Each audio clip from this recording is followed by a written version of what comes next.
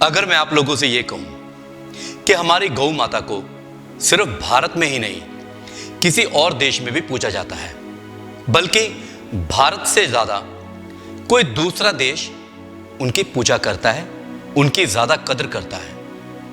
कहने और सुनने में थोड़ा अटपटा लगेगा, लेकिन यह बिल्कुल सत्य है। उरुग्वे एक ऐसा देश है यहां औसतन हर एक आदमी के पीछे 4 गायें हैं।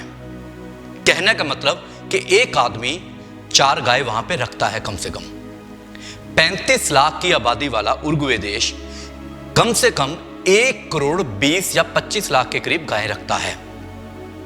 अगर खेती की बात की जाए तो खेती में उरुग्वे नंबर 1 पोजीशन पे है पूरे विश्व में।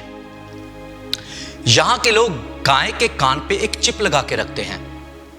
इलेक्ट्रिक चिप लगा के इसलिए रखते हैं ताकि उनको पता चल सके कि उनके गाय कहां पे है, क्या कर रही है और किस पोजीशन पे है। 35 लाख की आबादी वाला यह देश 2005 के करीब लगभग 90 लाख के करीब लोगों के लिए अनाज पैदा करता था। अगर आज की बात की जाए तो आज यह देश लगभग 2 करोड़ 80 लाख लोगों के लिए अनाज पैदा कर रहा है। अगर इस देश की तरक्की की बात की जाए या सफलता की बात की जाए तो उसके लिए अहम रोल है वहां के देश का, किसानों का और वहां के पशुपालकों के अध्ययन का।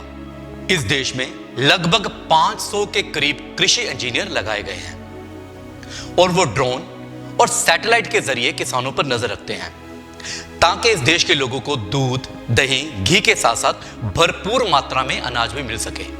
अगर आमदनी की बात की जाए तो प्रति व्यक्ति उरुग्वे का वासी लगभग 1,50,000 के करीब प्रति महीना कमाता है, जो कि एक बहुत ही अच्छी इनकम है। इस देश की सबसे अहम बात यह है कि जहां आज भी भारत देश में कुछ बुद्धिजीवी, कुछ लोग गौ को माता कहलाने में हिचकिचाते हैं, गौमूत्र पे सवाल उठाते हैं, वहीं उरुग्वे में अगर कोई भी इंसान गौ हत्या करता है तो उसे तत्काल फांसी दी जाती है।